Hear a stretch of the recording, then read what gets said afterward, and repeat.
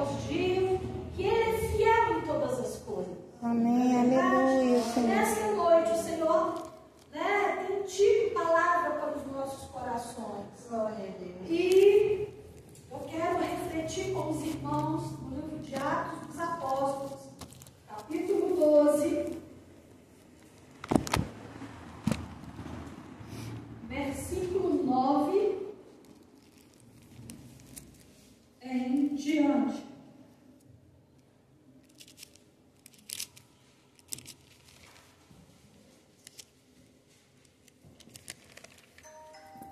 Atos dos Apóstolos, capítulo 12, versículo 9 em diante, que diz da seguinte maneira: Então, saindo o seguia, não sabendo que era real o que se fazia por meio do anjo, parecia-lhe antes uma visão. Depois de terem passado a primeira e a segunda sentinela, chegaram ao portão de ferro que dava para a cidade, o qual se lhes abriu automaticamente. E saindo, enveredaram por uma rua, e logo adiante o anjo se apartou dele. Então Pedro, caindo em si, disse: Agora sei verdadeiramente que o Senhor enviou o seu anjo e me livrou da mão de Herodes e de toda a expectativa do povo judaico. Considerando ele a sua situação, resolveu ir à casa de Maria, mãe de João, cognominado Marcos, onde muitas pessoas estavam congregadas e oravam. Amém? Amém. Somente até aqui. Para nós podermos meditar na palavra de Deus. Nós vemos o livro de Atos dos Apóstolos, um relato muito profundo, um relato que vai estar contando o que o discípulo de Jesus, né, Pedro, vivenciou, passou, um fato real que ele sentiu na pele, uma história vivenciada por ele. Pois bem, o autor do livro de Atos é o mesmo que escreveu o livro de Lucas, ou seja, é o próprio Lucas, o médico amado e companheiro do apóstolo Paulo de muitas e muitas caminhadas, né? Caminhava com ele, levando a pregação do Evangelho, anunciando para as outras cidades, o mundo gentil da época. E nós vemos que no livro de Lucas, né, no Evangelho de Lucas, ele traz uma narrativa falando a respeito da vida de Jesus, dos seus feitos, né? Então, ele traz um relato real, né? Uma história de tudo que havia acontecido com Jesus, a maneira que Jesus viveu e os milagres que Jesus realizou. Já no livro de Atos, nós vemos que o registro aqui deixado para nós, né, é a história da igreja do primeiro século. Como que esses irmãos viveram? As dificuldades que eles enfrentaram, como por exemplo as perseguições, o livro de Atos vai estar falando. Mas temos também no livro de Atos o registro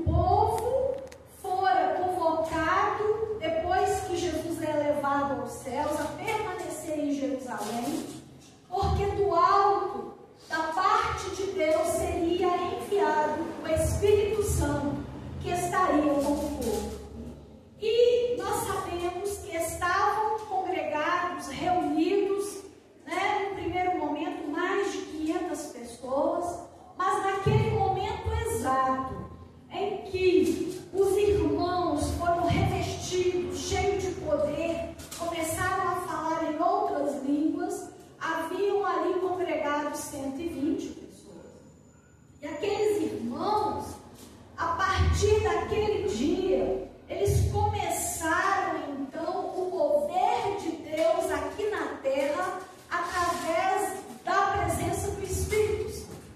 E nós vemos situações difíceis que aqueles homens e mulheres enfrentaram. Perseguições a tal ponto de, nesse primeiro momento, no capítulo 12, que nós estamos refletindo, a morte do primeiro discípulo de Jesus. Tiago foi morto ao fio da espada. E Herodes, como ele viu que aquela sua atitude agradou os judeus, ele começou a prender tantos outros cristãos para poder torturar. E no meio desses cristãos, quem fora preso? Pedro.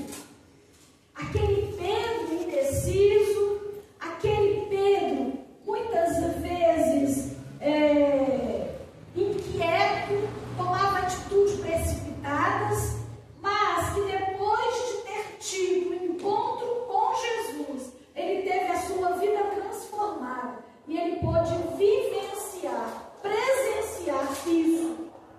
Ser preso por causa do Evangelho. Que crime que esses homens e essas mulheres cometeram? A única coisa que eles fizeram foi falar que Jesus tem poder para transformar vidas, que Ele era o Salvador. Mas como Jesus já havia sido morto, a partir de então começou essa perseguição. E a gente vê que Pedro fora preso. Mas uma coisa que me chama a atenção: a igreja estava orando pelo nosso irmão. Glória a Deus. A nossa irmã Viviane comentou: quando um enfrenta um problema, aquele problema não é só daquela pessoa, é de todos. Amém. Todos Glória nós a Deus. sofremos, todos nós nos levantamos em oração, em clamor, diante do Senhor para trazer uma resposta e uma solução. E foi justamente, aleluia, isso que aconteceu. Enquanto Pedro estava lá em uma posição totalmente desconfortável, com algemas, o que a igreja estava fazendo? Estava com a boca do pó. Estava orando: Jesus, solta o irmão Pedro.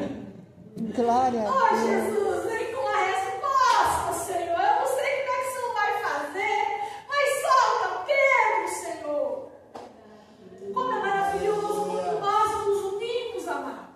Amém. Problemas são resolvidos, algemas são quebradas pelo poder da Oração.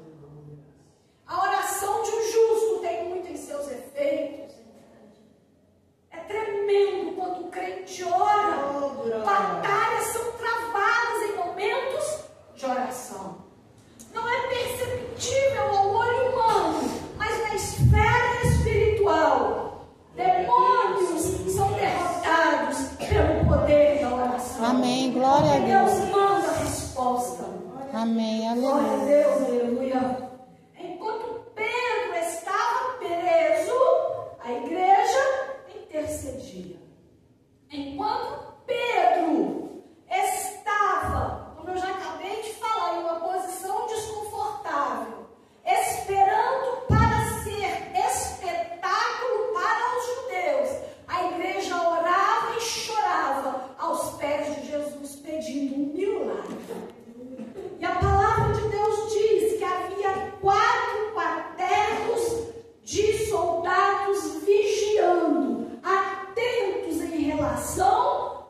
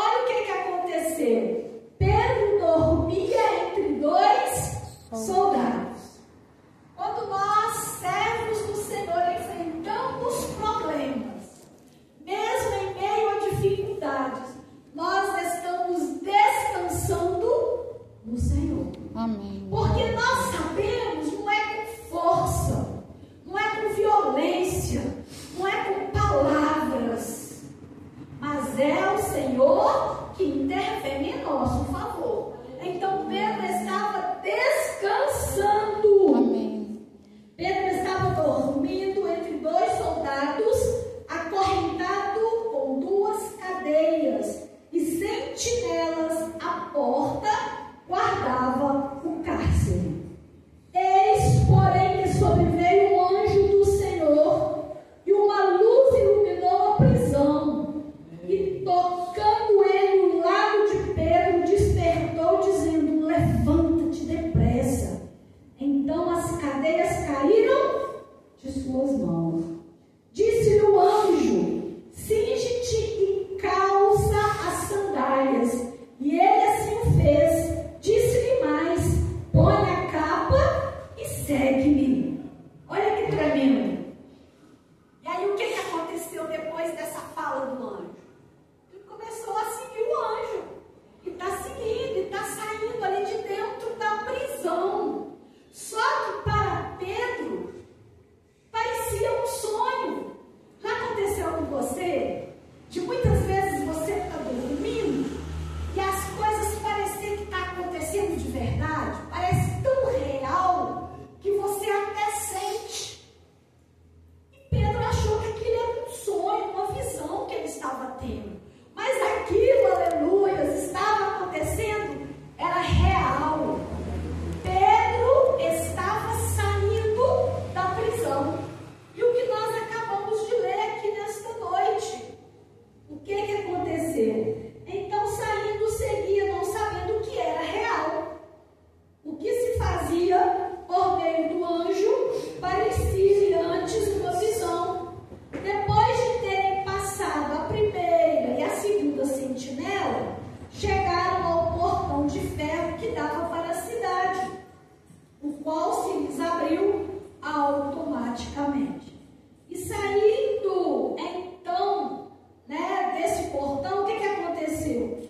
Eles foram e chegaram em uma rua, e logo adiante o anjo se apartou dele. Só então Pedro percebeu que aquilo era real, não era um sonho, não era uma visão. Olha que tremendo. E aí quando Pedro, ele tem, aquela, eu mesmo estou aqui, eu não estou lá mais no cárcere, eu não estou lá em algemas, mas eu estou aqui do lado de fora. Rapidamente, verdadeiramente, agora eu sei que o Senhor me livrou da prisão e da morte. Glória a Deus, aleluia. Esse é o Deus que nós servimos. Amém. Glória, glória, glória, glória, glória. Glória seja dada ao nome do Senhor. E o que o irmão Pedro fez? Ele foi rapidamente lá na casa da irmã Maria. Lá na casa da irmã Maria, os irmãos, as irmãs estavam reunidos, todos orando para Jesus libertar o irmão Pedro. Mas havia uma menina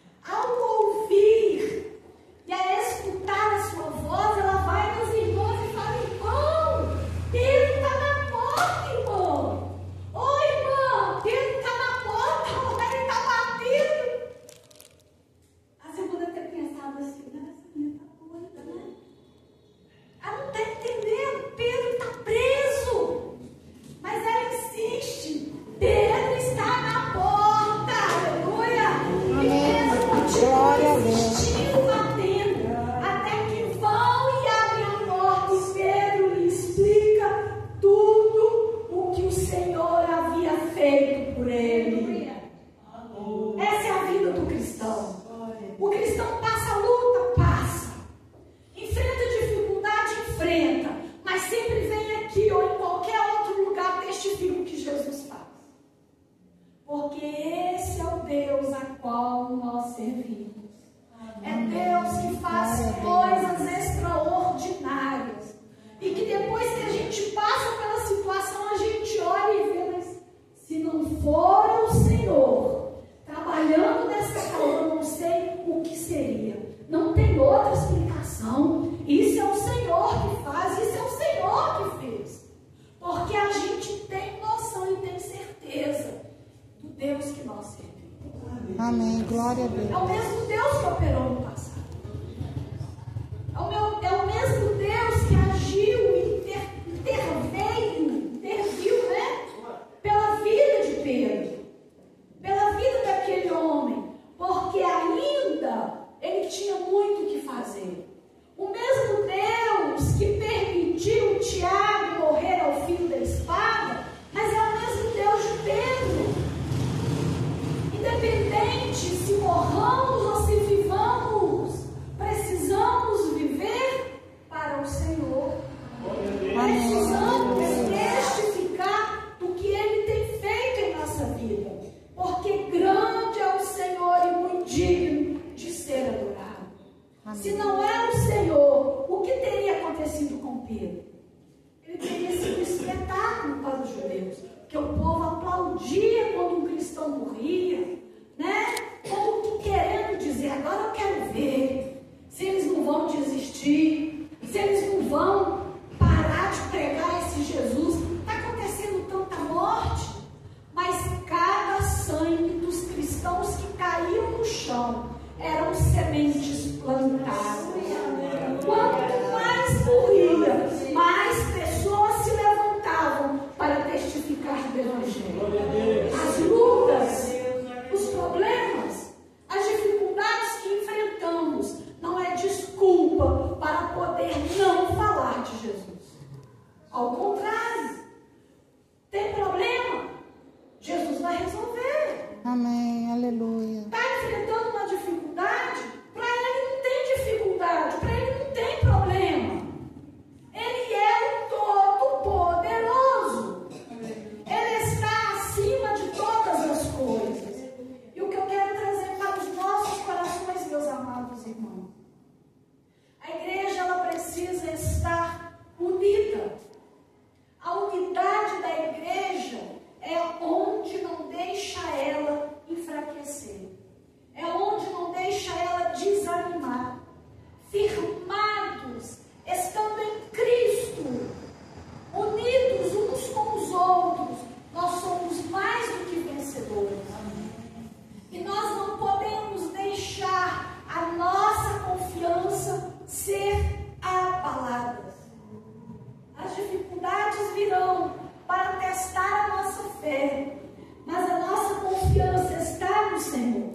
Me chama a atenção também que essa irmã Maria, a mãe de Marcos, o mesmo que escreve o Evangelho e que estava acompanhando também em algumas das viagens do apóstolo Paulo, era uma mulher piedosa, uma mulher que havia se convertido também ao Evangelho, uma mulher de posse, e usava os seus bens, o que ela tinha, para poder abrigar,